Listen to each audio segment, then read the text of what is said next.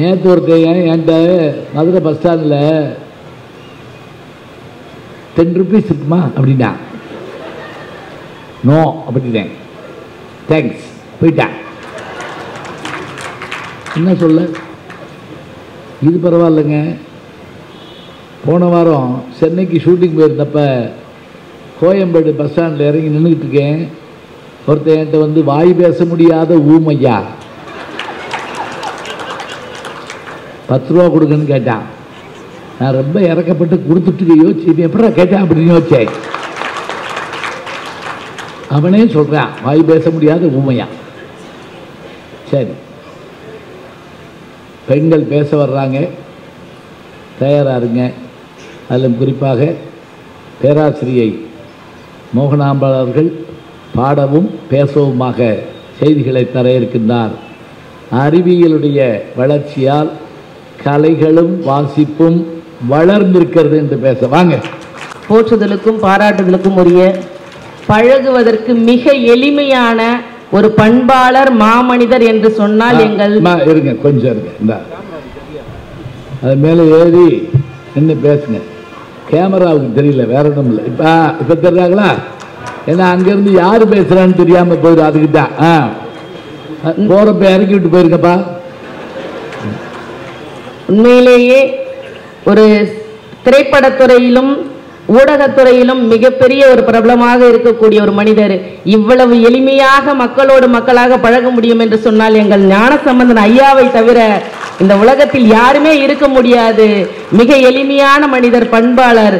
எங்களை போன்ற பேச்சாளர் பெருமக்களுக்கு, வளர்ந்து வரும் பேச்சாளர்களுக்கு வாய்ப்பை அள்ளித்தந்து அவர்களை வழிநடத்தும் ஆசான் என்று சொன்னால் அவர் பொற்பாதங்களை தொட்டு வணங்கி, நடுவர் அவர்களே, பேச வந்திருக்கும் பேச்சாளர்களையும் இங்கே திரளாக குழுமி இருக்கும் அத்தனை பேருக்கும் என் பணிவன்பான வணக்கத்தை தெரிவித்துக் கொண்டு, நல்ல தலைப்பு, அறிவியல் வளர்ச்சியால் கலைகளும் வாசிப்பும் வளர்கிறதா தளர்கிறதா, இதுதான் தலைப்பு.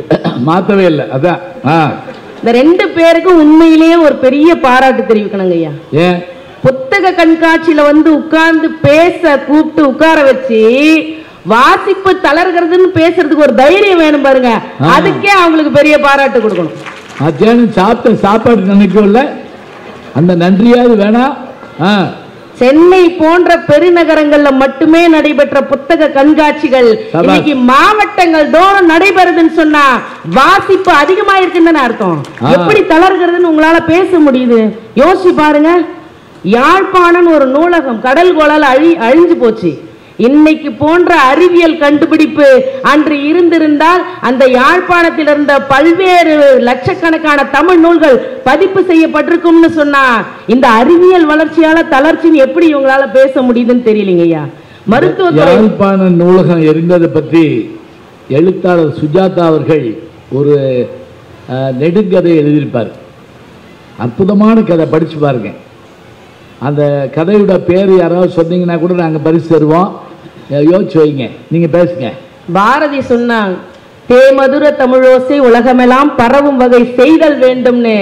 அந்த பாரதி கண்ட கனவு இன்னைக்கு யூடியூப் மூலமாகவும் வலைதளங்கள் மூலமாகவும் எல்லா மக்களுக்கும் போய் சேருதுன்னு சொன்னா இதுதானங்க அறிவியலோட வளர்ச்சி. இன்னைக்கு காஞ்சிபுரத்துல புத்தக கண்காட்சின்னு 10 நாளைக்கு முன்னாடியே அழைப்பிதழ போட்டு எல்லா குழுக்களுக்கும் வாட்ஸ்அப்ல போய் இன்னைக்கு திரளாக இத்தனை பேர் வந்து சேர்ந்திருக்காங்கன்னு சொன்னா இதுதானங்க அறிவியல் வளர்ச்சியால இந்த வாசிப்பு வளர்ந்திருக்கு. வாசிப்பு மட்டும் போதுமான்னு இல்லாம பேச்சுக்களையும் இங்க வச்சு கூடவே நாள்தோறும் ஒவ்வொரு பரதக்கலை, சிலம்பக்கலைன்னு நடத்துறாங்கன்னு சொன்னா புத்தக கண்காட்சியோடு சேர்ந்து இங்க கலைகளும் வளருதுன்னு சொன்னா இதுதானங்க அறிவியலோட உச்சக்கட்டம்னு சொல்ல முடியும். யோசிச்சு எங்க அணித்தலைவர் சொன்னாரு, ஐயா பேசுவதை நான் வீட்டுல இருந்தே கேட்கிறேன்னு. இன்னும் ஒரு படி மேல போய் சொல்லலாம். ஐயா பேசுறத வீட்டுல இருந்து கேட்கறது மட்டும் இல்ல, ஐயா பேசிய பதிவுகள் காலந்தோறும் அழிக்க முடியாமல் அந்த பதிவில் இருக்கும். எத்தனை ஆண்டுகள் கழிச்சு வேணாலும் கேட்டுக்கலாம்னு சொன்னா இதுதானங்க அறிவியல் செய்திருக்கக்கூடிய மிகப்பெரிய சாதனை. ஃப்ரிட்ஜ் மிக்சி எல்லாம் எங்க அண்ணன் அவர் இஷ்டத்துக்கு திட்டுறாரு. என்னன்னா பிரச்சனை உங்களுக்கு? மிக்சி மாவாட்டுறாரு, அதனால பிரச்சனை. இந்த மிக்ஸ் இல்லைங்கய்யா, எனக்கு அவர் சொன்ன உடனே ஒரு யோசனை வந்தது. மிக்சி இருக்குல்ல, இந்த மிக்சி இல்லாதனால ஒரு குடும்பமே பிரிஞ்சு போச்சு. சிவபெருமான் குடும்பம் ஒரு பழம் கொடுத்து நாரதர் கொடுத்தாரு, குடும்பமே 2ஆ போச்சு. போய் உலகத்தை சுத்தி வான்னு சொன்னாரு. முருகப்பெருமான் எடுத்துட்டு மயில் எடுத்துட்டு கிளம்பிட்டாரு. பிள்ளையார் என்ன பண்ணாரு, அப்பா அம்மா தான் உலகம் சுத்தி வந்து பழத்தை வாங்கி சாப்பிட்டாரு. ஆனா உண்மையிலே நான் யோசிக்கிறேன், அன்னைக்கு பார்வதி கையில மிக்ஸி இருந்திருந்தா பழத்தை ஜூஸை போட்டு 2 பேருக்கும் கொடுத்துருப்பா, பிரச்சனையே இல்லாம போயிருக்கும். இன்னும் அறிவியல் கண்டுபிடிப்பு அப்படி எல்லாமே பிரச்சனைன்னு பேசினா எப்படி சார்? மிக்ஸி இல்லைன்னு கூட நான் வருத்தப்படல, நீங்க எல்லாம் போயிட்டீங்களேம்மா அன்னைக்கு. இந்த யோசனைலாம் எப்படித்தான் வருதோ தெரியல. நடுவர் அவர்களே மருத்துவத்துறையை சொன்னாரு. மருத்துவத்துறையில உலக அளவுல நாம இன்னைக்கு எவ்வளவு முன்னோக்கி இருக்கோம். இறந்து போறவங்களை கூட இன்னைக்கு இதய மாற்று அறுவை சிகிச்சை மூலமா உயிர் பெற முடியும்னு சொன்னா 10 ஆண்டுகளுக்கு முன்னாடி இதேந்திரன் ஒரு பையன் இறந்து போறான். அவன் மூளைச்சாவு அடைந்து போறான். அவனுடைய 9 உறுப்புகளை எடுத்து 9 பேருக்கு தானமா கொடுத்தாங்கன்னு சொன்னா இது மருத்துவத்துறையில் அறிவியலின் சாதனை இல்லையா? கடிதம் எழுதுற முறை இருக்கான்னு அண்ணன் கேட்டாரு. அண்ணா, கடிதம் எழுதி நீங்க போஸ்ட் பாக்ஸ்ல போட்டு அது போய் சேர்றதுக்கு 4 நாள் ஆகும்.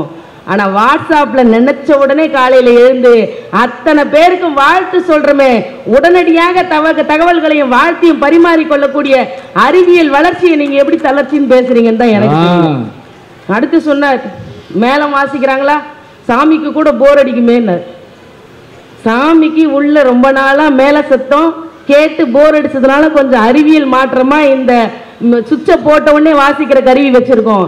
ஆனா எந்த ஊர்லயாவது உற்சவர் சுத்தி வரும்போது சுவிட்சில் போடுற பாக்ஸ் அந்த இசையை கேட்கிறோமா? ஒருபோதும் இல்ல. இன்னமும் நாதஸ்வரம் மேளத்தோட தான் உற்சவர் வலம் வராதுன்னு சொன்னா நாங்கள் எதையும் பழமையை மறக்கல, புதுமையை ஏத்துக்கோங்கன்னு சொல்றோம். இப்ப பழைய காலத்துல இருந்த மாதிரி மாட்டு வண்டியில வரணும்னா இன்னைக்கு வந்து சேர்றதுக்கு உங்களுக்கு எத்தனை நாளா இருக்கும்? மாடே இல்ல, அப்புறம் மாட்டு வண்டியா? இல்லைங்கய்யா, அது வேற சொன்னார் பாருங்க, மாடே காணம் தேடிட்டுறாங்க. செல்லுல எவ்வளவு பிரச்சனை இருக்குன்னு. காலையில ஐயா திருச்சியில விட்டுட்டு போனதுக்கு அப்புறம் இங்க வந்து சேர்றதுக்கு எத்தனை தடவை போன் பண்ணி அவர்கிட்ட பேசி எங்களை எல்லாம் வழி நடத்துறதுக்கு இந்த கைபேசி தான் பயன்பட்டதுன்னு சொன்னா இந்த நிகழ்ச்சிக்கு வர்றதுக்கு கூட ஒரு அறிவியல் சாதனம் ஒரு மிகப்பெரிய கருவியா இருக்குங்கய்யா. இந்த இன்னைக்கு அறிவியல் கண்காட்சியில ஒரு பள்ளியில ஒரு மாணவி ஒரு ஃபர்ஸ்ட் பிரைஸ் வாங்குறா. வாங்கின உடனே நாசாக்கு செலக்ட் ஆகுறா. செலக்ட் ஆன உடனே அந்த மாணவி எந்த ஊர்னா புதுக்கோட்டை மாவட்டம் ஆதனங்கோட்டையை சேர்ந்த ஜெயலட்சுமின்னு அந்த குழந்தையோட பேர். 10ஆம் வகுப்பு படிக்கிற பொண்ணு. அவளுக்கு நாசாக போறதுக்கு காசு இல்லை. எல்லாருமா சேர்ந்து நாங்க உதவி பண்றாங்க, காசு வந்துருச்சு. திருச்சியில இருந்து ஒரு அமைப்பு போய் கேட்கறாங்க, நாங்க உதவி பண்றோம் உனக்குன்னு சொன்னோன்னே அந்த குழந்தை சொல்றா, எனக்கு நாசாக போகிறதுக்கான பணம் வந்துருச்சு, எங்க ஊருக்கு கழிப்பறை இல்ல, வீட்டுக்கு ஒரு கழிப்பறை கட்டி கொடுங்கன்னு அந்த பெண் கேட்டா. அந்த குழந்தை கேட்ட உடனே 120 கழிப்பறைகளை 20,000 ரூபாய் செலவில் அந்த திருச்சி அமைப்பு கட்டி கொடுத்தாங்க. அந்த குழந்தையோட பேரோட மகாராஷ்டிரா பள்ளி பாட புத்தகத்துல கனவு மெய்ப்பட வேண்டும் அந்த பெண்ணோட படத்தோட பாடமா வந்திருக்கான்னு சொன்னா அறிவியலுடைய உச்சக்கட்டம். குழந்தைங்களை குறை சொல்லிட்டே இருக்காதீங்க, குழந்தைய ஊக்கப்படுத்துங்க. இன்னைக்கு நல்ல படம் இருக்கான்னு கேட்டாரு. சமீபத்துல வந்தது அமரன் ஒரு படம். ராணுவ வீரர்களின் உயிர் தியாகம் எப்படி பண்றாங்க, இந்த நாட்டுக்காக எப்படி உழைக்கிறாங்கன்னு தூக்கி நிறுத்தின படம் அமரன் படம். உங்க கண்ணுக்கு தெரியலையான்னு பல்வேறு நன்மைகள் இந்த பல்வேறு அறிவியல் சிவகார்த்திகேயன் நடிச்சிருக்காரு, ஞாபகத்துக்காக சொன்னேன். உண்மைதானங்க ஐயா. எவ்வளவு எப்படி அற்புதமான படங்கள் இன்னைக்கு இருக்குன்னு சொன்னா, கண்ணு தெரியாதவங்க மாற்றுத்திறனாளி படிக்கவே முடியாது. கண்ணே தெரியல எப்படி படிக்க முடியும்? அவங்க வாழ்க்கையே முடங்கி போச்சுன்னு அவங்க உட்கார்லையே.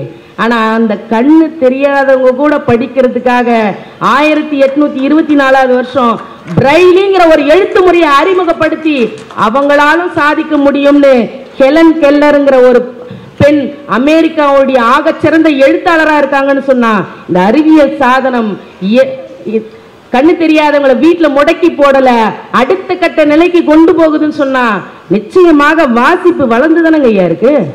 சொல்லுங்க, இன்னைக்கு எத்தனை பதிவுகளை கேட்டு பல்லாயிரம் புத்தகம் படிச்சுட்டே இருக்காரு ஐயா. எப்பயுமே சொல்வாரு நிறைய புத்தகம், வீட்டுக்கு போனாலும் 1 மணி நேரம் படிச்சுட்டு தான் படுப்பேன் பாரு. அந்த படிச்சு இன்னைக்கு அவர் போட்ட பதிவுகள் மூலமா அதை கேட்டு பயன்பெறக்கூடிய எத்தனை பயனாளர்கள் இருக்காங்க தெரியுமா? ஜி ஞானசம்பந்தர் அப்படிங்கிற அந்த யூடியூப் சேனல்ல யோசிச்சு பாருங்க, காலத்தால் அழிக்க முடியாம இருக்கு. ஓவியக்கலை, தையல் கலை, இப்படி பல்வேறு கலைகள் இன்னைக்கு வளர்ந்துகிட்டே இருக்குங்க. ஏன் கொரோனா நேரத்துல பசங்க என்ன பண்றதுன்னு தெரியாம யோசிச்சுக்கிட்டு இருந்த நேரத்துல எல்லா வீடுகள்லயும் தெரியும் குழந்தைங்க பேப்பர்ல கிராஃப்டை கட் பண்ணி மயில் வரையறது, ஓவியம் வரையறதுன்னு பண்ணாங்கன்னு சொன்னா இது எதுல இருந்து கத்துக்கிட்டாங்க? அந்த அறிவியல் சாதனமான செல்போன்ல இருந்து தானங்க அதை பண்ணாங்க, ஆன்லைன்ல படிச்சாங்க. மணிமேகலையில பட்டிமண்டபத்து பாங்கறிந்து ஏறுமின்னு ஒரு வார்த்தை இருக்கும்.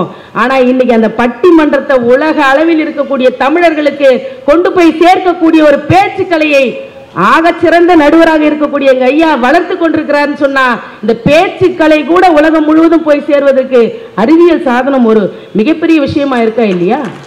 இந்த காஞ்சிபுரத்துல கட்டைக்கூத்து வளர்ச்சி சங்கம்னு ஒண்ணு இருக்கு.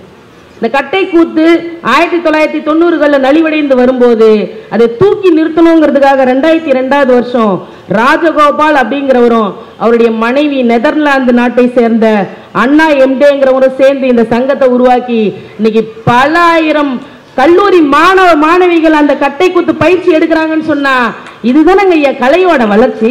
எப்படி உங்களால பேச முடியுது? தளர்ச்சி தான் அடைஞ்சிருக்குன்னு யோசிச்சு பாருங்க. பாரதிதாசன் சொன்னான், நூலைப்படி சங்கத்தமிழ் நூலைப்படி, காலையில் படி, கடும்பகல் படி, மாலை இரவு பொருள்படும்படி, அகம்படி, புறம்படி, அப்படியே இன்பம் படி, புறப்பொருள் படின்னு வரிசையா பாரதிதாசன் சொல்லக்கூடிய அத்தனை நூல்களையும் ஒற்றை செல்போன்ல படிக்க முடியும்னு சொன்னா இதுதாங்க ஐயா அறிவியலோட வளர்ச்சி. வாசிப்பு பழக்கம் எப்படி குறைஞ்சிருக்குன்னு சொல்றீங்க? நிறைவா நான் எப்படி சொல்றேங்க ஐயா, கழுத்துக்கு கீழே செயல் இருந்து போச்சு ஒருத்தருக்கு. 21 வயதுல அவருக்கு அந்த நரம்பு நோய் வருது. எதுவுமே பண்ண முடியாதுன்னு சொல்றாங்க. ஒரு அறிவியல் சாதனத்தை கண்டுபிடிச்சு அவர் மூளையில நினைக்கிறது தாட வழியா கம்ப்யூட்டர்ல பதிவாகிற மாதிரி ஒரு இயந்திரம் கண்டுபிடிச்சு அவர் எழுதின ஒரு புத்தகம் காலத்தின் ஒரு வரலாற்று சுருக்கம் என்ற கட்டுரை தொடர் சண்டே டைம்ஸ் இதழில் 237 வாரங்கள் வெளிவந்து சாதனை படைச்சது. அவர் பேர் ஸ்டீஃபன் ஹாக்கிங்.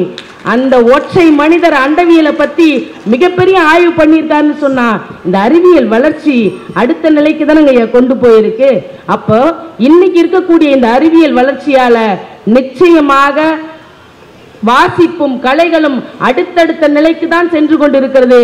அதற்கு உதாரணம் இது போன்ற புத்தக கண்காட்சிகளில் நடக்கக்கூடிய வருகை புரியக்கூடிய வாசகர்களும் நடக்கக்கூடிய கலைகளும் என்று கூறி நிச்சயமாக ஒருபோதும் அறிவியல் வளர்ச்சி தளர்ச்சியை ஏற்படுத்தாது, வளர்ச்சியை மட்டுமே ஏற்படுத்தும் என்று கூறி பேச வாய்ப்பளித்த அனைத்து நல்வளங்களுக்கும் நன்றி கூறிய முறை வணக்கம்.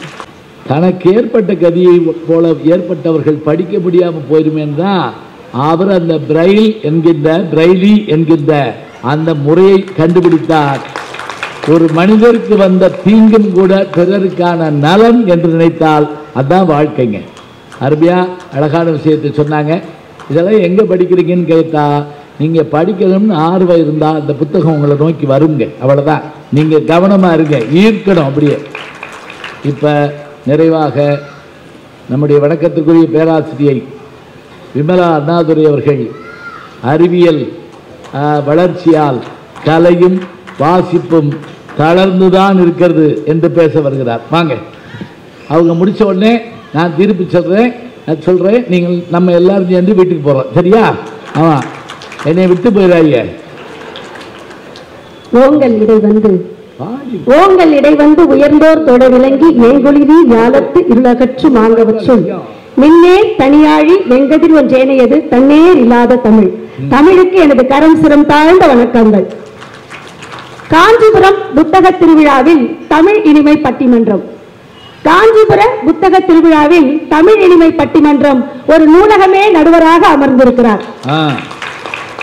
போற்றுதலுக்கும் மரியாதைக்கும் உரிய நடுவர் அவர்களுக்கும் இரு அணியிலும் வாதிட வந்திருக்கக்கூடிய பேச்சாளர் பெருமக்களுக்கும் பெருந்திரளாக இந்த தமிழ் இனிமை பட்டிமன்றத்தை ரசித்துக் கொண்டிருக்கக்கூடிய ஒரு பேச்சாளனுக்கு தேவை பொன்தட்டோ வெள்ளித்தட்டோ வைரத்தட்டோ அல்ல, உங்களது கரங்கள் உரசம் கரகோஷம் என்கிற கைத்தட்டல்கள் தான் என்பதை உணர்ந்து மிக அருமையாக சுவைத்துக் கொண்டிருக்கக்கூடிய காஞ்சிபுரம் வாழ் சுவைஞர் பெருமக்களுக்கு எனது அன்பான வணக்கத்தை தெரிவித்துக் கொள்கிறேன். நடுவர் அவர்களே, அறிவியல் வளர்ச்சியால் கலைகளும் வாசிப்பும் வளர்ந்துள்ளதா தளர்ந்துள்ளதா? நீங்க மட்டும்தான் தலைப்பை முழுமையா சொல்லுவீங்களாமா? நானும் சொல்ல மாட்டோமா? அதுல அணி தலைவர் எதிரணி தலைவர் தொடங்கி வச்சார். பாட்டு சொல்லுங்க பாப்பா. அந்த பாட்டு யாரு எழுதுனாங்க? கண்ணதாசன் தானங்கயா? சபாஸ். பாத்தீங்களா, அவர் ஒரு மேடைக்கு வந்தா இப்படி ஏதாவது கேள்வி கேட்போம் தெரிஞ்சா தான் பயம் இருக்கும். இது குன்றக்குடி அடிகளார் காலத்துல இருந்து வர்றது. ஏன்னா அவர் கவியரங்கத்துல தமிழ் வணக்கமா சொன்ன பாட்டு இது. ஐயா வந்து கண்ணாசுடைய பாட்டு, கவியரங்கத்துல பாடின பாட்டு. ஏன் நான் இந்த தலைப்பு சொன்னேன் தெரியுங்களா? நீங்களாம் ரொம்ப தெளிவான சுவைஞர் பெருமக்கள். அறிஞர் அண்ணா வாழ்ந்த மண்ணில வாழக்கூடிய ஒரு மிக அருமையான சுவைஞர் பெருமக்கள். இவரு வந்து நின்றுகிட்டு என்ன சொன்னாரு? இந்த மைக் இல்லாம வாழ முடியுமா? இந்த கேமரா இல்லாம வாழ முடியுமா? இல்ல நீங்க கார் இல்லாம வர முடியுமா? எங்க அணில செல்போன் இல்லாம இருக்க முடியுமா? நான் என்ன கேட்கிறேன், அறிவியல் வளர்ச்சியினால வாழ முடியுமா வாழ முடியாதாங்கிறது தலைப்பு கிடையாது. அறிவியல் வளர்ச்சி வாசிப்பை மேம்படுத்தி இருக்கிறதா என்பதுதான் தலைப்பு. அதை இல்லைன்னு நாங்க சொல்றோம். என்ன வந்து சொன்னாரு? ஆப்ரஹாம் லிங்கன் இறந்து போயிட்டாருங்க. அது தெரியறதுக்கு 4 நாள் ஆச்சு. அறிவியல் இருந்திருந்தா உடனே தெரிஞ்சிருக்குமே. நாங்க என்ன சொல்றோம்னா, அறிவியல் இல்லாத காலத்திலேயாவது இறந்தவர் 4 நாள் கழிச்சு தெரிஞ்சாரு. இப்ப உயிரோட இருக்கிறவங்க எல்லாம் உங்க இளைய செத்து போயிட்டாருன்னு சொல்லுதுங்க. அவரே வந்து நின்னுட்டு இல்லைங்க நான் சாகல பேட்டி ஒரு அறிவிப்பாளர், இலங்கை அறிவிப்பாளர், நான் உயிரோடு இருக்கேன் நான் உயிரோடு இருக்கேன்னு அவர் சத்தம் போட்டுட்டே இருக்காரு. போட்டு விட்டாச்சு அவங்க பாட்டுக்க. அவர் வந்து பேட்டி கொடுக்கிறார், நான் உயிரோடு தான் இருக்கிறேன் என்பதை வருத்தத்தோட தெரிவித்துக் கொள்கிறேன். ஆமா, இதுதான உங்க இணையம் பண்ணிட்டு இருக்கிறேன். இவங்க இருவருமே சொன்ன செய்தி என்ன? கைபேசியில நூலகமே இருக்கு, கைபேசி முழுக்க நூல்கள் இருக்கு, அதையெல்லாம் படிக்கலாமே. இவங்க வேற வந்து சொன்னாங்க, நூலைப்படி, சங்கத்தமிழ் நூலைப்படி, காலைப்படி, கடும்பகல் படி, மத்தியானம் படி, இரவு படி, காப்படி, அரைப்படி படி. நாங்களும் சொல்ற படிக்கிறானா? அதே பாரதிதாசன் சொன்ன மாதிரி பாரதி சொல்லுவான், எப்படி தெரியுமா நூல்களை வாசிக்கணும்? தெளிவுறவே அறிந்திடுதல், தெளிவு தர மொழிந்திடுதல், சிந்திப்பார்க்கே களி வளர உள்ளத்தில் ஆனந்த கனவு பல பாட்டல். இது எல்லாம் புத்தகத்தை கையில வச்சு வாசிச்சாதான் வருமே தவிர நீங்க சொல்ற செல்போன்ல பாக்குறதுனால வரவே வராதுங்க. அதான் நாங்க பேசிட்டு இருக்கிறோம். கூகுள்ல போட்டுக்கெல்லாம் ரைட்டுன்னு யார் சொன்னா சொல்லுங்க பாப்போம். எப்படி தப்பு இருக்கு தெரியுமா? ஏன்னா தப்பானவே அதை ஏற்றி விட்டானா அது தப்பா தான் சொல்லும். அதுவரை இவங்க வந்து திருவிளையாடல் படத்தெல்லாம் வந்து இங்க ரீல் ஓட்டிட்டு போனாங்க. அப்ப வந்து பழம் கொடுத்தாங்களாம். அப்ப மிக்சி இருந்ததுன்னா பார்வதி தேவி மிக்சியில், அது பார்வதி தேவி அரைப்பாங்களா இல்ல அவங்க அணில சொன்ன மாதிரி சிவபெருமான் அரைப்பாரான்றது தனி பட்டிமன்றம். அரைச்சு கொடுத்துட்டு இருப்பாங்களா? ஏமா அறுக்கவே கூடாதுன்னு விதி சொல்லியிருக்காரு. இயந்திரத்தை வச்சு அரைச்சிடுவீங்களா நீங்க? நல்லா படிக்கணும். பழக்க கூடாது சொல்லிட்டார்ல, புளியலாம் புளியலாமா? அடுத்தது வந்து என்ன சொன்னாங்க? பிரெய்லை முறை. உண்மையிலேயே அறிவியல் வளர்ச்சி மொத்தமா நாங்க தவறுன்னு சொல்லலைங்க, நிறைய நல்லது செய்த. ஆனால் வாசிப்புல சொன்னீங்களே நீங்க, பார்வையற்றவர்களுக்கு அறிவியல் என்பது வாசிப்பிற்கான ஒரு வழியை திறந்து விட்டிருக்கிறது, நாங்க வணங்குறோம். ஆனா இந்த செல்போன் மூலம் இந்த இளைய சமுதாயம் படிக்கிறதுனால இன்றைக்கு கண் பார்வை இழந்து நிற்கக்கூடிய இளைஞர் எவ்வளவு பேர் இருக்கிறாங்க. அப்படி போடுங்க, கண்ணாடி ஏன் போட்டுக்கீங்க நீங்க? எடுத்து வந்து நிறைய செய்தியை வந்து அறிவியல் நாங்க இருக்கு கலைகளை பத்தி சொன்னார் அவர். வானமாமலை என்கிற நாட்டுப்புற ஆய்வாளர் ஐயா அவர் சொல்லியிருக்காரு, கலைகள் இந்த தமிழகத்துல 1200 கலைகள் இருந்துதான் நாட்டுப்புற கலைகள். இன்றைக்கு அந்த 1200 கலைகள் இவர்களது அறிவியல் வளர்ச்சியால 20 கலைகளாக சுருங்கி விட்டது என்று அவர் ஒரு ஆய்வை பதிவு செய்கிறார். ஏன் இன்னைக்கு பாருங்க, கிராமத்தோட்டத்தில் என்ன சொல்றாங்க? கலையா அதெல்லாம் ஒண்ணும் வேணாங்க, திண்டுக்கல் ரீட்டாவை கூட்டுவாங்க. நாங்கெல்லாம் வருத்தப்படாத வாலிபர் சங்கம், வரலன்னா இந்த நாட்டை விட்டே போயிடுவோங்கிற நிலைமையில இருக்கிற போது எப்படி நீங்க கலைகள் வளருதுன்னு சொல்றீங்க? நாட்டுப்புற கலைகள் அப்படிங்கிறது தன்னம்பிக்கையை வளர்க்கக்கூடியதுங்க. அப்படி ஓரமா நின்று ஒரு அம்மா பாட்டு பாடும், அழகா அந்த கலையை பறிக்கும் பொழுது ஒரு பாட்டு, அங்க பாடும் பொழுதே குழந்தை தூங்கிட்டு இருக்கும். அப்படி ஒரு தன்னம்பிக்கை கொடுக்கக்கூடிய கலை இன்னைக்கு உங்ககிட்ட இல்லையே, எப்படி நீங்க வந்து இந்த கலைகளை வளர்க்குதுன்னு சொல்றீங்க?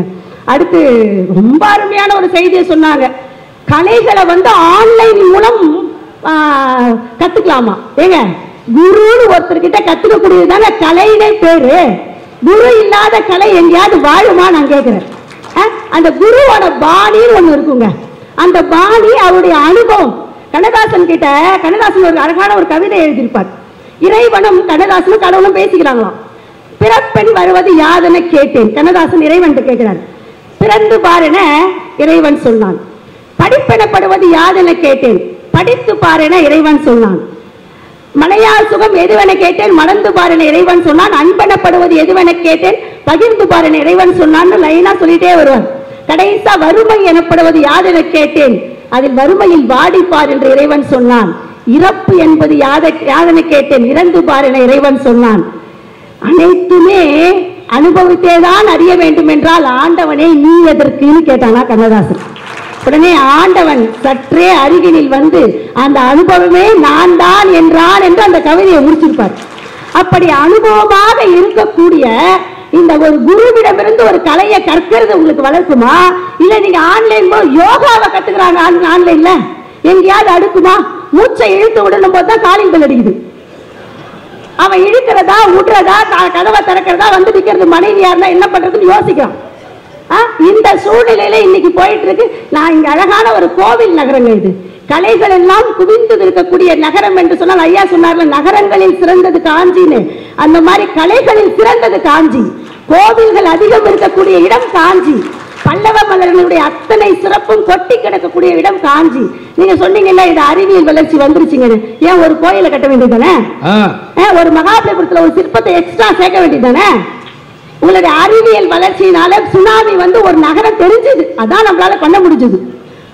அழகா இன்னைக்கு தஞ்சாவூர்ல சொல்ற போதே நம்ம சொல்லுவோமே, அந்த பெரிய கோயிலை பத்தி சொல்ற பொழுது அவருடைய கட்டுமான வளர்ச்சி என்ன பண்ணுச்சு உங்க அறிவியல் நான் கேட்கிறேன். அவருடைய கட்டுமான வளர்ச்சியை பத்தி சொல்ற போது தஞ்சாவூர் பொம்மை இருக்கு பாருங்களேன், அது நீங்க வச்சீங்கன்னா அப்படியே அது ஆடும், கீழே போலா இருக்கும், மேல தலை வெயிட்டா இருக்கும். அதுதான் தஞ்சாவூர் பொம்மை. நம்ம வந்து நம்ம பெண் ஆடுறது மாதிரிலாம் தஞ்சாவூர் பொம்மை கிடையாது, அதனுடைய பாதம் இல்லாமல் இருக்கும் பாருங்க, அதுதான் தஞ்சாவூர் பொம்மை. அந்த பொம்மையுடைய கட்டுமானம் தான் பெரிய கோயிலுடைய கட்டுமானமா. அதுக்கு கீழே இருக்கக்கூடியதுல வெறும் மண்ணால் செய்யப்பட்டு அது போலா இருக்குமா, மேல நல்ல கட்டுமானத்தை போட்டு 1500 ஆண்டுகளுக்கு முன்னால் ராஜராஜ சோழன் கட்டி இருக்கிறான் என்றால் அந்த கலையை உங்களோட அறிவியல் வளர்ச்சி கொண்டு வந்துச்சா? கல்லணையை பார்த்து இன்னைக்கு உலகமே வியந்து போதே. என்னடான்னு கேட்டா மண்ணரி பரிமாண தத்துவம்ங்கிறான். அது என்ன மண்ணரி பரிமாண தத்துவம்? நம்ம போய் கடற்கரையில நிக்கிற போது அந்த தண்ணி நம்ம தண்ணியில நின்னோம்னா காத்து தண்ணியில இருந்து அடியே அப்படியே சரன்னு மண்ணு போகும் பாருங்க. ஒரு நாள் இன்னும் பார்த்துருக்கிறான் மன்னன். அந்த வருஷம் காவிரியில வெள்ளம் வந்து இப்படி எல்லா விவசாயமே இறந்து போறாங்களே, எப்படி நான் இந்த மக்களை காப்பாற்றுவது என்று கவலையோடு மன்னன் இருக்கிறான். அவனது பாதத்திலிருந்து மண் அப்படியே போகுது.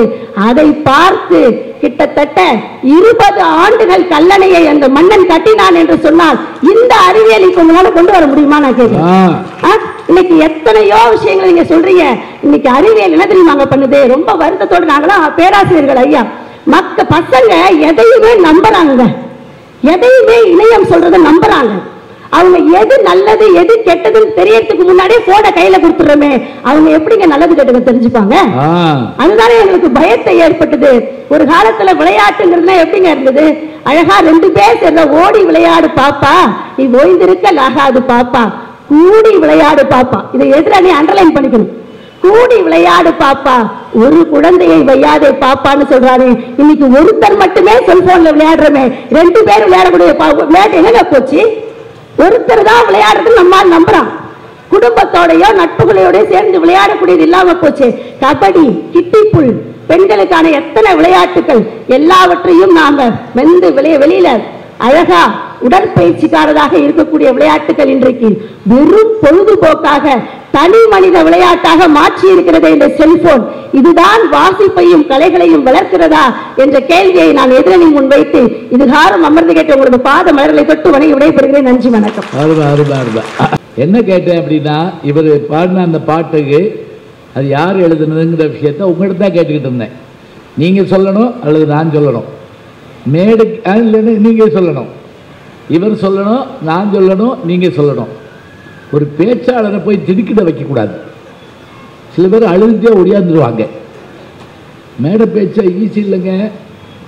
நான் 8ஆம் கிளாஸ் படிக்கிறப்போ முதல்ல எங்கள் அப்பா எங்கள் பள்ளிக்கூடத்தில் இலக்கிய மன்றத்தில் பேச சொன்னார். மேடையெல்லாம் ஒன்றும் கிடையாது, பெஞ்சத்துக்கு போட்டு விட்டாங்க. அதில் மேலே ஏறி கிடுக்கிடுன்னு ஆடி பெஞ்சையும் சேர்த்து ஆட்டி உங்களிடையே பேச வந்திருக்கிற நான் சொல்லி என் பேர் மறந்து போச்சு. உங்களிடையே பேச வந்திருக்கிற நான், என் பேர் மறந்து போச்சு. மறந்து போச்சுன்னா மறந்தே போச்சு. லார்ட் மவுண்ட் பேட்டன் பிரபு பேர்லாம் ஞாபகம் வருது, லாலா லஜபதி ராய் பேர்லாம் ஞாபகம் வருது, ரஜினி மஹமூது பேர்லாம் ஞாபகம். என் பேர் யார் சொல்லுவா? நான் கிட்ட இருக்கேன், கீழே இருக்க ஒரு இறக்கடா கீழே அப்படின்ட்டு இருக்கான். எப்படி இருக்கும்? அழகா சொன்னாங்க. கண்ணாசனுடைய அந்த கவியரங்கத்தில் பாடின பாட்டுங்க. கண்ணாசன் சினிமாவில் மட்டும் பெரிய ஆள் கிடையாதுங்க. ஒரு முறை அமெரிக்கன் காலத்துக்கு வந்திருந்தாரு. அப்போ அவர் என்ன சொல்கிறாங்க, தலைப்பு கொடுக்குறாங்க, காலத்தின் கோலம், இதுதான் தலைப்பு. இதில் அவருக்கு முன்னாடி சில பேர் கவிதை வாசிப்பாங்கன்னு சொல்கிறாங்க, பையங்கள்லாம் வாசிக்கிறாங்க. அப்போ இவர் அங்கே ஒரு இந்த கடைசியாக இருந்த பையன்கிட்ட ஏதோ பேசிக்கிட்டு இருந்திருக்காரு. பேசிட்டு அந்த பையன் வந்து கவிதையை வாசிக்க வர்றான். வாசிக்க கத்துறாங்க, ஊழையிடுறாங்க, உட்காரு கொன்றுவோம் அப்படிலாம் சொல்கிறாங்க. அவன் அழுதுகிட்டே வந்து உட்காந்துட்டான். இப்போ கண்ணதாசன் போகிறாரு, கைதட்டு பின்னுறாங்க. இன்னும் வாசிக்கலை, அதுக்குள்ளேயே கைதட்டு பின்னுறாங்க. போன உடனே எல்லாரையும் பார்த்து வணக்கம் சொல்லிட்டு, நான் எழுதிய கவிதைன்னார். கைதட்டினாங்க. நான் எழுதிய கவிதை ரெண்டாவது தடவை சொன்னார், அதுக்கு கைதட்டினாங்க. கவிதையை நான் எழுதினேன், அதுக்கு கைதட்டினாங்க. இப்படியே வாசிக்க கைதட்டிக்கிட்டே இருந்திருக்காங்க. அப்போ சொன்னாராம், இப்போ கைதட்டினீங்களே, இந்த கவிதை யாருக்கு தெரியுமா? அப்போதான் அந்த பையன் வந்து கவிதை வாச்சான்ல, அப்போ நீங்கள்லாம் சேர்ந்து கைதட்டிங்கல்ல, அந்த கவிதை யாருக்கு தெரியுமா? அந்த பையன் வர்றப்போ அவன் பேப்பரை நான் வாங்கிட்டு என் பேப்பரை அவன்கிட்ட கொடுத்துட்டேன். என் கவிதை அவன் வாய்ச்ச போது நீங்கள்லாம் அவனை உட்கார்றான்னு கத்தி அதை அவன் எழுதின கவிதையாக்குன்னு நீங்கள் ஒன்று கூட கேட்காம அவனை அழுகு வச்சு உட்கார வச்சிங்க. இப்போ அவன் எழுதின கவிதை நான் வாசிக்கிறேன், நான்கிறேன், கைதட்டுறீங்க. இதுதான் காலத்தின் கோலம். நீங்கள் ஆட்களை பார்க்கிறீர்களே தவிர அவருடைய கவிதையை பார்ப்பதில்லை. அவன் தாங்க கண்ணதாசன். என்ன அழகா சொன்னாங்க பார்த்தீங்களா? செய்திகளை அவங்க எடுத்து சொல்ல நமக்கு ஆச்சரியமாக இருக்குது. ஒவ்வொரு செய்தியும் எல்லா கலையும் ஆன்லைனில் படிக்க முடியுமாங்க? சொல்லுங்க பார்ப்போம். குரு இல்லாமல் சில கவிதைகள் சில இது கலைகளை படிக்கக்கூடாதுன்னு சொன்னாங்க. அதுக்கு உண்மையாக யோகாசனம் இருக்குன்னு சொல்கிறோம்ல, யோகாசனம்ங்கிற ஒரு இதை அது ஒரு குருவோட தான் இருந்து படிக்கணும். டிவியை பார்த்துக்கிட்டு சில பேர் படிக்கிட்டு இருக்காங்க. ஒருத்தன் காலை தூக்கி இப்படி கழுத்தில் போட்டுருந்துருக்கான், கரண்ட் போயிடுச்சு, அப்படியே உட்காந்துருந்துருக்கான். அந்த அம்மா தட்டை கொண்டு வந்து மண்டலில் ஒரு அடி, 100 தடவை சொல்கிறல்ல இதை பார்த்து இதை செய்யாதன்னு. அவன் அப்படியே அதுலேயும் முணங்கிட்டு நீ மாத்திரம் அதை பார்த்து சமையல் பண்ணுற அப்படின்னு இருக்கான். பழிக்கு பழி வாங்கிட்டான். கலைகளை அப்படித்தாங்க இருக்கணும். அடுத்து அதே மாதிரி சொன்னாங்க, இன்னைக்கு எத்தனை விஷயங்கள். ஏன் நீங்கள் ஒரு கோயிலை கட்டி பாருங்க, தஞ்சாவூர் பொம்மை சொன்னாங்களோ, உங்களுக்கு தெரியாது இல்லைங்க. அதனுடைய சிறப்பு என்ன தெரியுமா? அந்த தலை இருக்குல்ல, என்னதான் நீங்கள் கவுத்தாலும் தலை தரையில் படாதுங்க, அதான் உண்மை. அந்த கோவிலுடைய அந்த கலசத்தின் நிழல் வந்து அந்த சதுரத்தை தவிர கீழே படாது, அதான் முக்கியம். அது அதனுடைய அமைப்பில் கட்டப்பட்டது. அதனுடைய ஃபவுண்டேஷன் எவ்வளவு தெரியுங்களா? வெறும் 6 மீட்டர் தாங்கிறாங்க. முழுவதும் மணல் பரப்பப்பட்டிருக்குங்க. மணல்னா எவ்வளவு கோடி வண்டி கொண்டு வந்து சேர்த்துருக்கணும். இந்த விஞ்ஞானத்தை படிச்சீங்களா? உலகத்தில் யுனெஸ்கோங்கிற ஒரு அமைப்பு எது பழமையான டேம், கல்லணை, அது மாதிரி அணை எது, டேம் எதுன்னு தேடி பார்த்தாங்க. எகிப்தில் இருக்கக்கூடிய நைல் நதியில் கட்டப்பட்டிருப்பதான் பழமையானதுன்னு கண்டுபிடிச்சாங்க. அதை தீர்மானித்து போடுறதுக்குள்ள இங்கேருந்து ஒருத்தர் கடிதம் எழுதினாரு, நீங்கள் ஒரு முறை கல்லணையை வந்து பார்க்க வேண்டும். அந்த டீம் வந்துச்சுங்க. வந்து பார்த்து என்ன தெரியுமா மிரண்டு போனாங்க, ஓடுற ஆற்று தண்ணீருக்கு நடுவில் கட்டணும். எப்படி கட்டினாங்க அப்படின்னா, கரிகால் பெருவளத்தான் பெரும் பெரும் உருண்ட பாறைகளை கொண்டு வந்து போட்டுக்கிட்டே இருக்க தண்ணியை அடைக்கலைங்க. ஒரு உருண்டைக்கல்லுக்கு இன்னொரு உருண்டைக்கல்லுக்கு இடையில இருக்கும்ல ஓட்டை, அது வழியாக தண்ணி போகும். தண்ணி போய்கிட்டே இருக்கும், அணை எழுப்பிக்கிட்டே இருக்கும். 2000 வருஷத்துக்கு பதில் நம்ம கண்டுபிடிச்ச விஞ்ஞானம். நினச்சி பாருங்க. நம்ம கல்லூரியில் போய் என்ன செய்கிறோம் சொல்லுங்க? முனியாண்டி அப்படின்னு பேர் எழுதி வைக்கிறோம். நம்ம தான் கட்ட மாதிரி.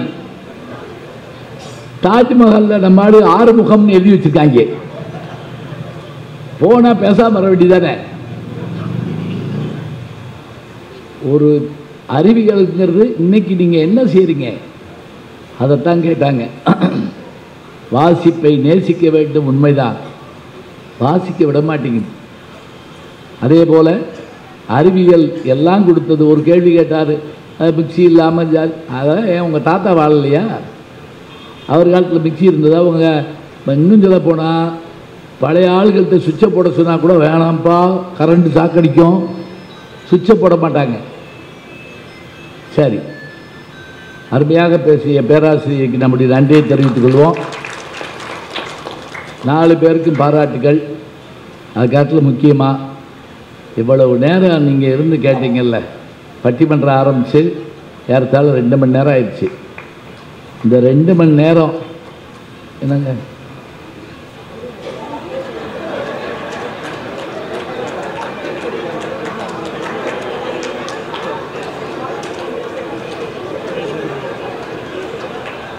இது நீங்க பார்த்த வேலையா?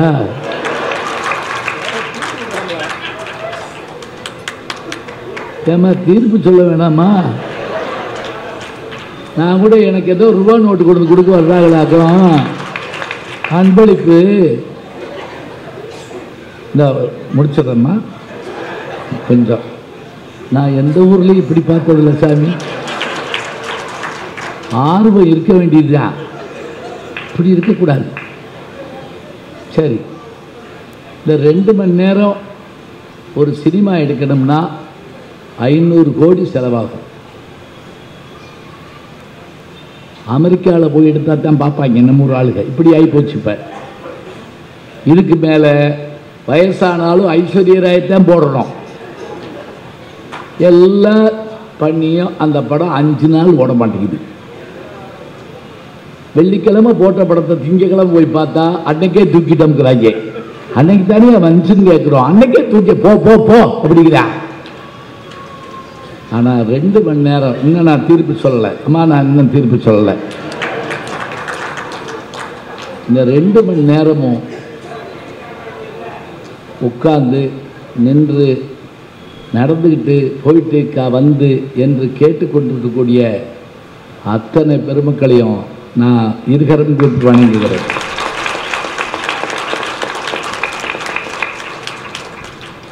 ஏன்னா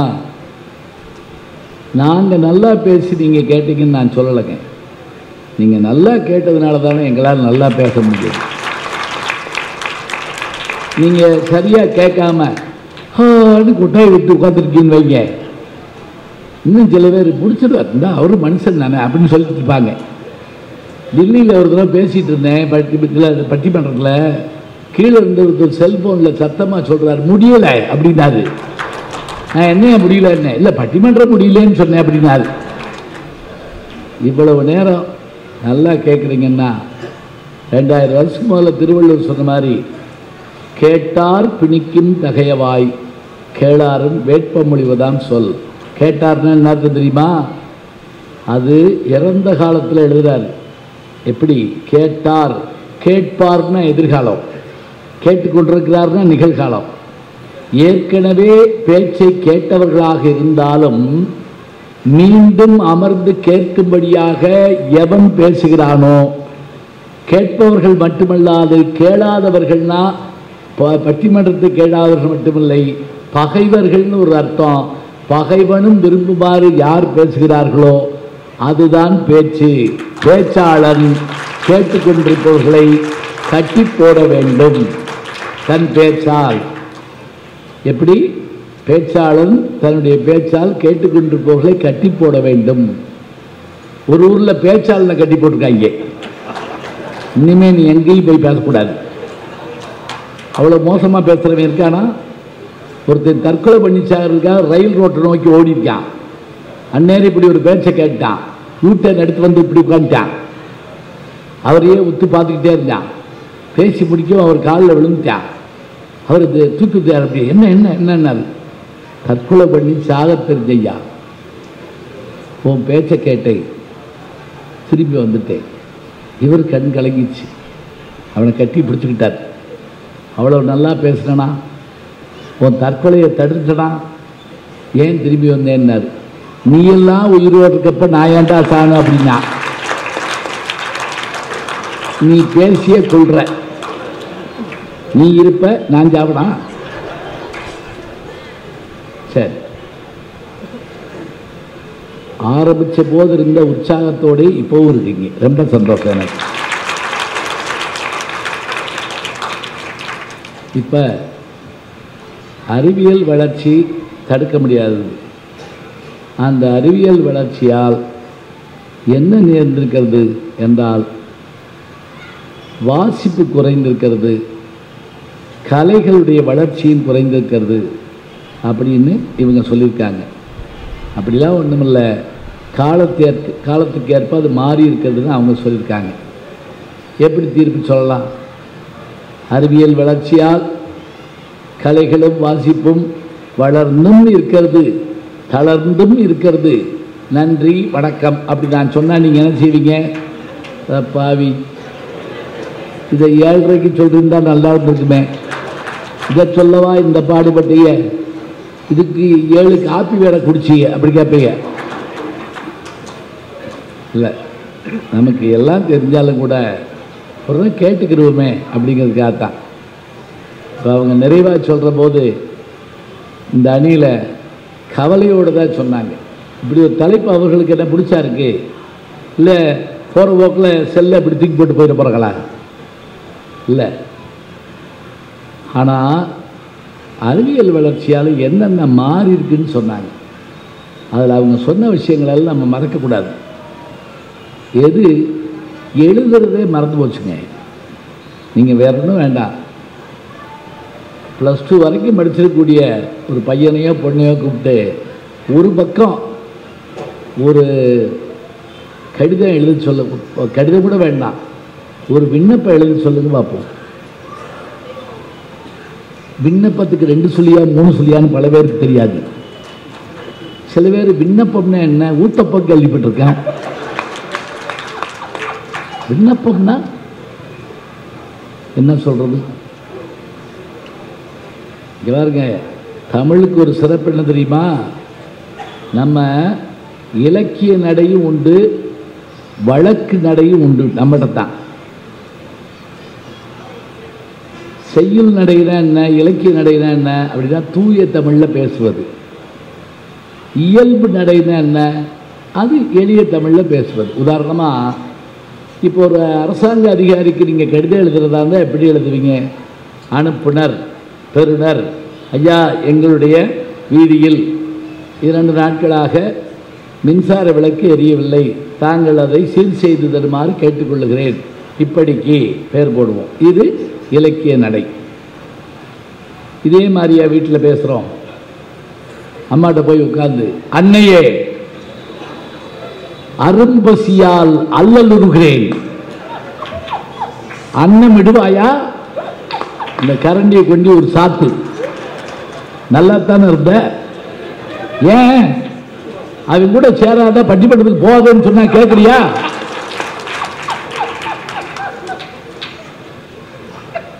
அங்கே போய் அம்மாட்ட போய் இப்படி பேசலாமா? இல்லை காதலிட்ட போய் இப்படி பேசலாமா? அதுக்குன்னு ஒரு மொழி நடை இருக்கு. குழந்தைகிட்ட போய் பேசி பாருங்களேன், குழந்தை மாதிரி சில பேர் பேசுவாங்க. ஒரு குழந்தைகிட்ட போய் ஒரு அம்மா மம்மு தின்னியா, அப்பா இங்கே, அத்தை இங்கே அப்படின்னு கேட்டுட்டு இருக்கு. அந்த குழந்தை நல்லா பேசியிருக்கு, ஏன் இப்படி பேசுற நீ அப்படின்னு கேட்டுருக்கு. இது குழந்தை மாதிரி பேசுது, அது பெரிய பிள்ளை மாதிரி பேசுது. இப்போ இதைத்தான் இவங்க கேட்குறாங்க, என்னென்ன விஷயங்களில் மாறி போச்சு, மொழி சிதைஞ்சு போச்சு, கவிதை சொன்னால் புரியலை. நான் அனுபவிக்கிறேங்க. நான் இங்கே மட்டும் இல்லை, பல கல்விக்கூடங்களில் பல்கலைக்கழகங்களில் போய் பேச போகிறப்ப நல்ல நகைச்சுவையோ நல்ல கவிதையோ ஸ்லேடையோ சொன்னால் புரியல. ஸ்லேடைன்னா தெரியுங்களே உங்களுக்கு, ஒரு சொல்லு இன்னொரு பொருள் தந்தா ஸ்லேடை. அந்த ஸ்லேடையை சொன்னால் புரிஞ்சுக்கிட மாட்டேங்கிறாங்க. அப்புறம் நான் அதுக்கு ஒரு விளக்கத்துக்கு ஒரு ஸ்லேடை சொல்ல வேண்டியது. ஒரு வாத்தியார் பாடம் நடத்திக்கிட்டு இருந்தார். ஒரு பாட்டு வந்துச்சு. இந்த பாட்டை பாடினா நல்லா இருக்கும்னு வாத்தியார் சொன்னார். ஒரு பையன் எந்திரிச்சு என்ன கேட்டான் தெரியுமா? ஐயா உங்களுக்கு பாட தெரியுமான்னு தானே கேட்கணும். அவன் என்ன கேட்டான் தெரியுமா? ஐயா நான் அவங்கள பாடையில பார்க்கணும்யா அப்படின்னு இருக்கான். இதுவும் புரியலையா?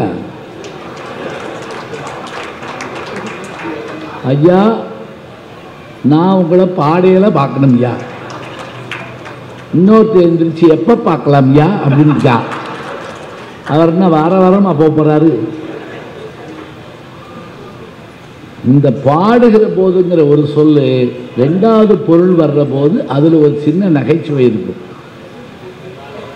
வசைபாட காலபேகம் மாதிரி ஸ்லேடை பாடுவதற்கென்று பல புலவர்கள் இருந்தார்கள். ஒரு சொல் இன்னொரு பொருளை அள்ளி தரணும், அதான் சிறப்பு.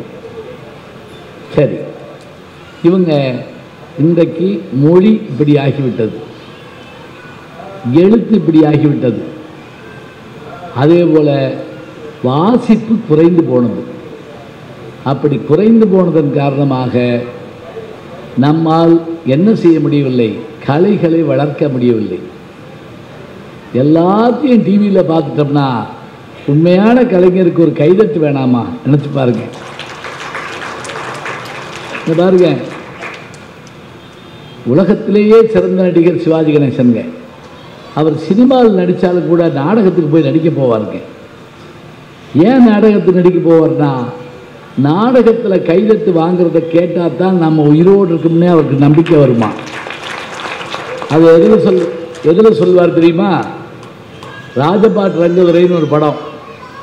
அதில் தன் தம்பிக்காக பணக்கார மாதிரி வேஷம் போட்டு போவார். அப்புறம் அந்த வேஷத்தை கலைச்சிடுவார்.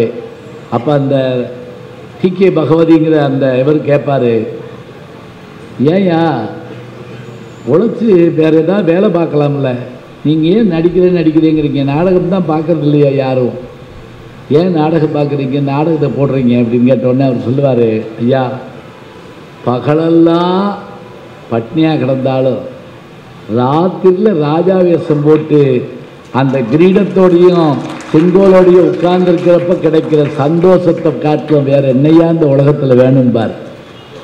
அதுதான் நடிப்பு. இன்னைக்கு எல்லாத்தையும் தொலைக்காட்சியில் பார்க்குறோங்கிறோம், அது எல்லாத்தையும் இதில் கேட்டுறோங்கிறோம். சரி, அப்படியா யோசிச்சு பாருங்க. ஒரு தொலைக்காட்சி இருந்துச்சு ஒரு காலத்தில், எது நமக்கு பொதிகை மாதிரி ஒன்று இருந்துச்சு. வெள்ளிக்கிழமை ஒளியும் ஞாயிற்றுக்கிழமை ஒரு பழைய படம், இவ்வளவுதான். அன்னைக்கு தான் சந்தோஷமாக உட்காந்து எல்லாரும் குடும்பத்தோடு பார்ப்போம். அதில் செய்தி சொல்லுவாங்க நடுவில். அந்நேரம் எல்லோரும் சாப்பிட போயிடுவாங்க, சீக்கிரம் சாப்பிட்டு வந்து படம் போட்டுருவாங்க. நாட்டுக்கு தேவை செய்தி. படத்தை அப்புறம் கூட பார்க்கலாம், ஆனால் அதை பற்றி நம்ம கவலைப்பட மாட்டோம். இதே மாதிரி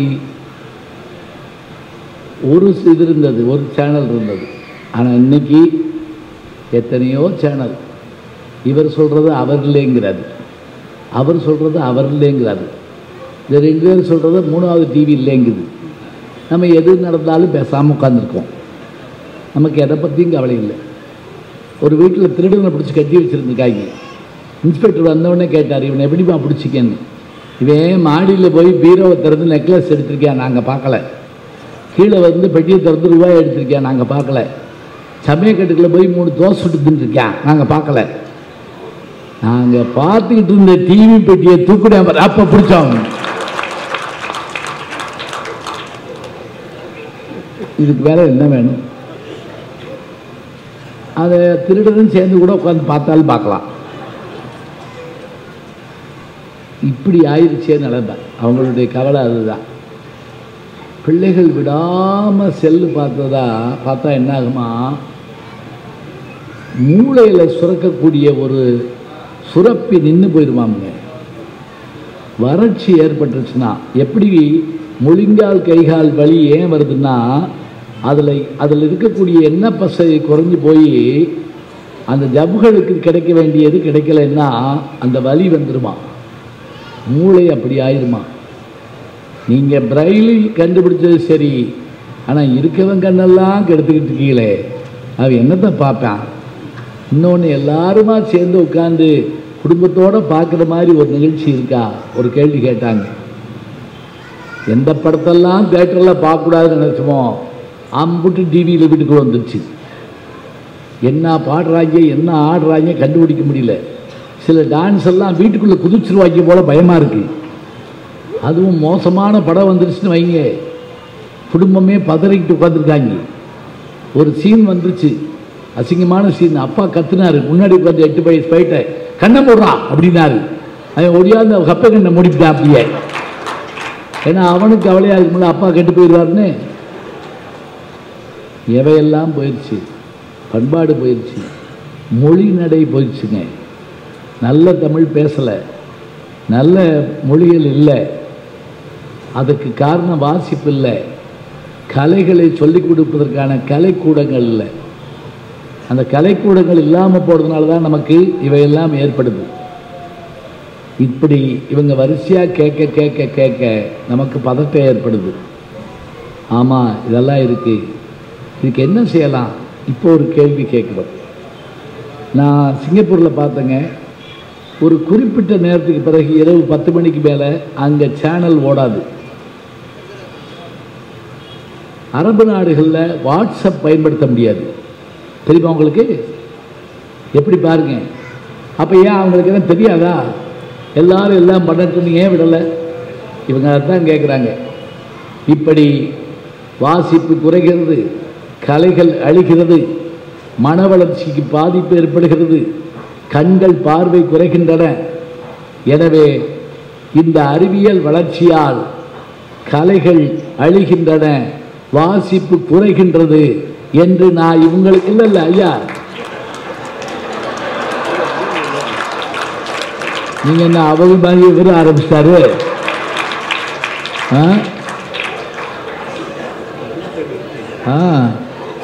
நீங்க முடிஞ்சிருச்சேன்னு நினைச்சிட்டீங்க, அவங்க நான் பேசிட்டேன்னே நம்பிட்டு வந்துட்டாங்க. ஐயா முடிக்கல, இந்த இருங்க இருங்க, நான் ஒரு பக்கம் தீர்ப்பு சொன்ன மாதிரி ஆயிரும். மதுரையிலிருந்து வேற வந்திருக்கேன், என்னன்னு புரியல உங்களுக்கு. சிலப்பதிகாரம் என்னது? மதுரையில் பாண்டியன் சரியா தீர்ப்பு சொல்லலைன்னா என்ன ஆகும்னு எனக்கு தெரியாதா? சரி, அறிவியலுடைய வளர்ச்சியை இவங்க 2 பேரும் தடுக்க முடியுமா? நான் தடுக்க முடியுமா? சொல்லுங்க பார்ப்போம். யாராலையும் முடியாது. கரெக்டாக சொல்றீங்க. அணுகுண்டை கண்டுபிடிப்பதற்கு காரணமாக இருந்த தியரியை கண்டுபிடிச்சவர் யார் தெரியுமா? இனிமேலாம் கேள்வி பதில் புத்தகம்லாம் கிடையாது, பட கிளைமேக்ஸ்க்கு வந்துருச்சு. ஐன்ஸ்டீன். ஒரு கவிஞன் எழுதாங்க, எப்படி ஐன்ஸ்டீனுடைய தியரியை அப்படி பிளாக் போர்டில் எழுதினாராம். E = mc², E = mc² என்று ஆல்பர்ட் ஐன்ஸ்டீன் கரும்பலகையில் எழுதினார். ஜப்பான் அழிந்தது அப்படின்னு எழுதுறாங்க. அந்த தியரியை வச்சு தான் அணுகுண்டு கண்டுபிடிக்கப்பட்டு ஜப்பான்ல அணுகுண்டு போட்டாங்க. அவர்கிட்ட கேட்டாங்க, அணுகுண்டு உலகத்தை அழிக்கப் போகிறது என்று தெரியும், நீங்கள் கண்டுபிடிப்பதற்கு காரணமாக இருந்தீர்கள், இதற்கு மாற்று மருந்து என்னன்னு கேட்டாங்க. அவர் கொஞ்ச நேரம் யோசிச்சுட்டு என்ன சொன்னார் தெரியுங்களா? சமாதானம் அப்படின்னாருங்க. சமாதானம். சண்டை இல்லாமல் இருந்தால் தான் நம்ம தப்பிப்போம், இல்லைன்னா முடியாது. ஃபர்ஸ்ட் வேர்ல்டு வாரில் இறந்தவர்களுடைய எண்ணிக்கை எத்தனை பேருக்கு தெரியும்? செகண்ட் வேர்ல்டு வாரில் எத்தனை லட்சம் பேர் இறந்தாங்க யாருக்கு தெரியும்? AK-47 ஒரு துப்பாக்கியை கேள்விப்பட்டிருப்பீங்க. அந்த AK-47 என்ன தெரியுங்களா? அதை கண்டுபிடிச்ச ஒரு பேர் வருஷம் 47. நல்ல வேளை செகண்ட் வேர்ல்டு வாரில் அது இல்லை. அது இருந்திருந்தால் இன்னும் லட்சக்கணக்கான பேர் சேர்த்துருப்பாங்க. குண்டை போடாமலே சுடலாம், கிட கிட கிட கிட கிடக்குன்னு சுட்டு வீழ்த்தலாம். இது நடக்கும். அதுக்காக என்ன செய்ய போகிறோம்? இவர் கேட்ட மாதிரி நம்ம போகிற வழியில் ஆக்சிடெண்ட்டில் ஒருத்தர் அடிபட்டு கிடக்கிறாரு. உடனே என்ன செய்கிறோம்? பாவம், இப்படி ஓட்டுப்பா, இந்த பக்கம் போ, அவ்வளோதானே சொல்கிறோம். அந்த பக்கம் கூட்டமாக இருக்குது, இப்படி போ. இனிமேல் கார்லேயே ஏற மாட்டேன் இல்லையே, ரயிலில் ஏற மாட்டேன் இல்லையே. எதுவாக இருந்தாலும் புதிதாக வருகிற எல்லாத்தையும் வாங்கணும். 10 நாள் அமெரிக்காவில் இருந்தேன்.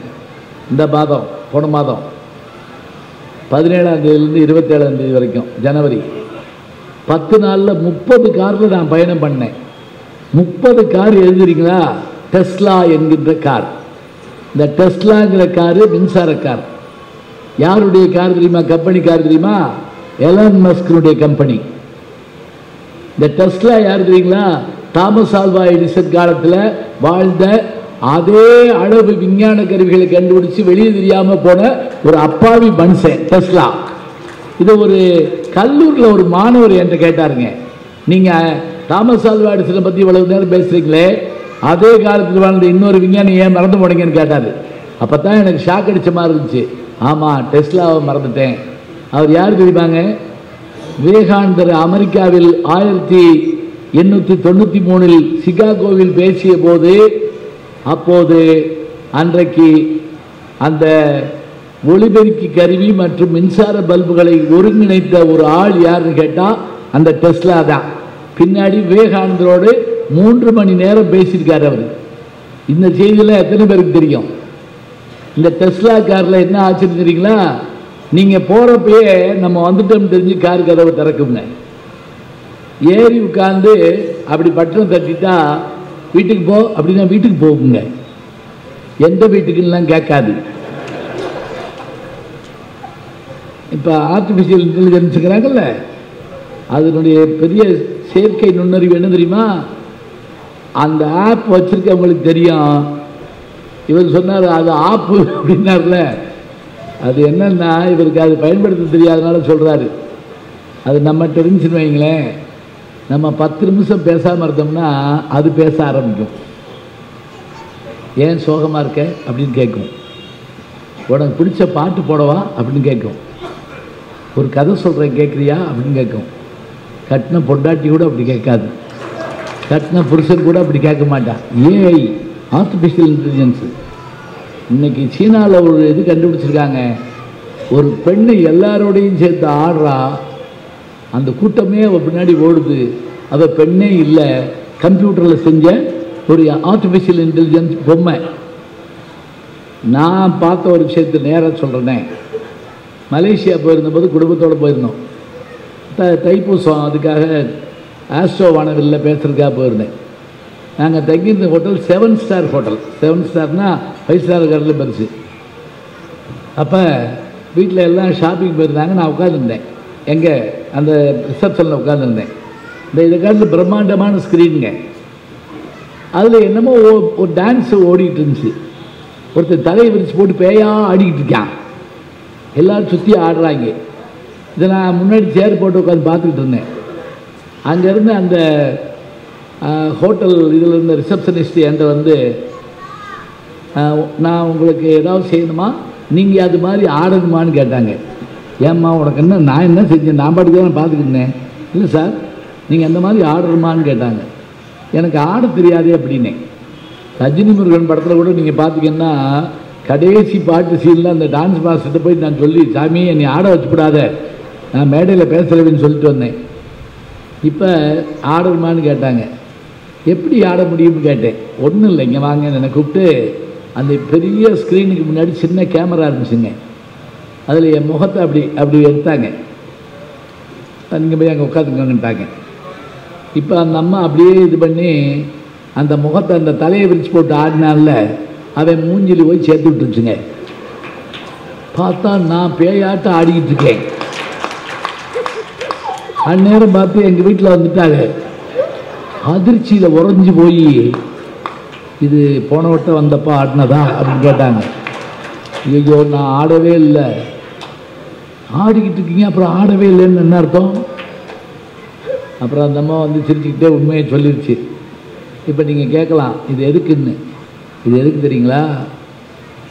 2 கால்களும் இல்லாத மாற்றுத்திறனாளிகள் நாமளும் ஆடுனா நல்லா இருக்குன்னு நினச்சாங்கன்னா அவர்கள் முகத்தை அங்கே வச்சு அவர்களையும் ஆடுமாறு செய்வதற்காக இந்த விஞ்ஞானம் இன்னைக்கு இருக்கு. தெரியுதா? இன்னைக்கு நினைச்சாலும் சிவாஜி கணேசன் நடிப்பை நாம் பார்க்க முடியும். இன்னைக்கு நினைச்சாலும் கலைஞருடைய வசனத்தை கேட்க முடியும். புரட்சி தலைவருடைய பாட்டை ரசிக்க முடியும். இரவு 12 மணி ஆனாலும் கேட்க முடியும். வரி வடிவம் ஒளி வடிவமாகி ஒளி வடிவம் காணொளியாகி எல்லாம் வந்துருச்சு. வாசிப்பு எப்படிங்க குறையும்? அமெரிக்காவில் நான் ஃப்ளோரிடாவிலேருந்து ஜாக்சன்வில் போய் இதை நோக்கி போயிட்டுருக்கேன், சான் ஃப்ரான்சிஸ்கோ போயிட்டுருக்கேன். என் கூட ஒரு 10 வயசு பையன் ஏறுறாரு. அவர் தான் வந்து பக்கத்தில் உட்கார்றாரு. அது லோக்கல் ஃப்ளைட்டு. ஒரு இதை திறந்து இதை லேப்டாப் எடுத்தாப்புல காதில் இது மாட்டிட்டு இப்படின்னொடனே லைப்ரரின்னு வந்துச்சுங்க. அதில் லைப்ரரியில் அந்த பையன் ஒரு புக்கை தொடுறான். அந்த புக்கு அப்படியே விரியுது. ஹாரி பாட்டர் 8வது பாகம். அது அப்படி கலராக வந்துகிட்டே இருக்கு. அந்த 10 வயசு பையன் ஹாரி பாட்டர் 60,000 அடி உயரத்தில் உட்காந்து படிக்கிறான். நான் கேட்டேன், இதை வாசிக்க முடியுமா இல்லை வேறு ஏதாவது உண்டா இல்லை அப்படின்னு கேட்டேன். உடனே அவன் காதில் மாட்டியிருந்தது எனக்கு எடுத்து கொடுத்தாங்க. ஹாரி பாட்டருடைய கதை அது சொல்லுதுங்க. காட்சி அதில் வருது. ஹாரி பாட்டருடைய கதையை அது சொல்லுது. இப்போ எனக்கு பார்வை இல்லைன்னாலும் நான் அதில் கேட்கலாம், எனக்கு காது கேட்கலைன்னாலும் நான் அதில் பார்க்கலாம். எது வேண்டுமானாலும் விண்ணில் பறக்கும் போது இதை செய்ய முடியும் என்பதை இன்றைக்கு விஞ்ஞானம் நிரூபித்திருக்கிறது. நமக்கு தெரிஞ்ச ஒரு எழுத்தாளி எவ்வளவுங்க சம்பாதிப்பான்? கார் வாங்குவான், பங்களா வாங்க தானே. ஹாரி பாட்டர் எழுதுகிற அந்த லேடி அவங்க விக்டோரியா மகாராணியினுடைய அரண்மனையை வாங்கியிருக்காங்க. எத்தனையோ அரண்மனைகள் இருக்குல்ல, அதில் ஒரு அரண்மனையை அந்த அம்மா வாங்கியிருக்கு. எப்படி வாங்கிச்சு? இந்த புத்தகத்தோட விற்பனை. இன்னைக்கு நம்ம இதில் அந்த மாதிரி வந்துருச்சு. ஓரளவுக்கு எல்லா புத்தகங்கள் வாங்குறாங்க, படிக்கிறாங்க. என்ன ஸ்க்ரீன் மாதிரி இருக்கு. அவர் சொன்ன மாதிரி 7 இதில் வந்துச்சு புத்தகத்தில். புத்தகம் மின் இதாக வந்துச்சு. அது இப்போ என்னாச்சு அப்படின்னா ஒளி வடிவாகவும் வந்துருச்சு. எனக்கு ஆஸ்திரேலியாவிலேருந்து ஒருத்தவங்க ஃபோனில் சொல்லுவாங்க, நான் காலையில் ஆஃபீஸ் பெறப்படுறப்போ உங்களுடைய பேச்சை போடுவேன், ஆஃபீஸ் போகிற வரைக்கும் உற்சாகமாக இருப்பேன், மாலையில் சோர்வாக திரும்பி வர்றப்போ போடுவேன், அந்த மாலையில் நான் வீடு வர்ற வரைக்கும் சந்தோஷமாக இருப்பேன். எங்கேயோ இருக்க நான் எங்கேயோ இருக்கக்கூடிய அவர்களுக்கு என்னுடைய குரல் மூலமாக செய்தியை தர முடிகிறது என்று சொன்னால் ஏன் எதையும் மறக்க முடியாது? அதே போல் பரதநாட்டிய வகுப்பை ஆன்லைனில் நடத்துகிறாங்க. பத்மினி அவருடைய வீட்டில் நான் பார்த்தேன், நியூஜெர்சியில். அங்கே அவர்களுக்கு அதை சொல்லிக் கொடுத்துக்கூடிய கலையரங்கம் வச்சுருக்காங்க. அவர்களுக்கு பிறகு அவருடைய சிஷ்யைகள் உலகம் முழுவதும் பரதநாட்டியத்தை சொல்லிக் கொடுக்கறதுக்கு ஆன்லைனில் சொல்லிக் கொடுக்குறாங்க. மருத்துவம் சொல்லப்படுது, விஞ்ஞானம் சொல்லப்படுது. பரீட்சைக்கு போகிறதுக்கு முதல்ல படிச்சுட்டு போகிறோம். இன்றைக்கி அதை ஒரு தடவை காதில் போட்டு கேட்டு போனால் போதும், இப்போ முடிச்சிடலாங்க. அதில் குறைபாடு இருக்குது, அதில் தப்பு இருக்குது, இல்லைன்னு நமக்கு தெரியாதா? இருக்குது. தப்பு இருந்தால் திருத்திக்கிறணும், குறை இருந்தால் மாற்றிக்கிறணும். அதுக்காக அதை தொடவே மாட்டேன் சொல்லலாமா? குளத்தோட கோச்சிட்டு ஒருத்தர் குளிக்காமல் போயிட்டு இருக்கான், இனிமேல் நான் குளத்துக்கே வரமாட்டேன். அதுக்கு என்ன வந்துச்சு? நமக்கு தானே நஷ்டம். நினச்சி பாருங்க. இன்றைய சூழலில் அறிவியல் வடிவங்களை மாற்றியிருக்கிறதே தவிர வழக்கத்தை மாற்றவில்லை. அதில் சில குறைபாடுகள் இருக்கலாம். அந்த குறைபாடுகள் காலப்போக்கில் மாற்றப்படும். தேவையானால் படிக்கலாம், இல்லாவிட்டால் விட்டுவிடலாம். எனவே கலைகள் அவங்க சொன்ன மாதிரி இந்த ஊர் கலை அமெரிக்காவில் இருக்கிறது. அமெரிக்காவில் பாடுகின்ற பாட்டு வேற ஒன்றும் வேண்டாம். இப்போ ஒரு 10 நாளாக ஒரு பாட்டு ஓடிக்கிட்டு தெரியுமா? ஒரு காதலை ஒரு காதலியை பார்த்து பாடிக்கிட்டே போகிற, என்னமோ ஒரு மொழியில் பாடுறான். நீ வந்து பணம் வந்த உடனே விட்டுட்டு போயிட்ட, அவன் நீ தங்கம்னு சொன்ன விட்டுட்டு போயிட்டேன்னு ஒரு பாட்டு. அந்த பாட்டு என்ன பாட்டுன்னு எனக்கு தெரியல. அந்த பாட்டு அப்படி தீயா போட்டு நேற்று அந்த ஆளை நேரில் முடிச்சுட்டு வந்து மாப்பிள்ளை மாட்டிக்கிட்டாண்டா அப்படின்னு போட்டாங்க. கரெக்டாக நேரில் பேட்டி எடுத்து போட்டாங்க. எங்கேயோ சொல்லப்படுற ஒரு செய்தி உலகம் முழுவதும் ஒரு நிமிஷம் பகிரப்படுகிறது என்று சொன்னால் விரும்புங்கள், பகிருங்கள், பயனடையுங்கள். இதுதான் இன்றைய தாரக மந்திரம். அதனால் அறிவியல் வளர்ச்சியால் கலை வளர்கிறது, வாசிப்பு கூடுகிறது. நன்றி, வணக்கம். இந்த தகவல் உங்களுக்கு பிடிச்சிருந்தா லைக் பண்ணுங்க, உங்க ஃப்ரெண்ட்ஸுக்கு ஷேர் பண்ணுங்க, மறக்காம எங்க சேனலுக்கு சப்ஸ்கிரைப் பண்ணுங்க.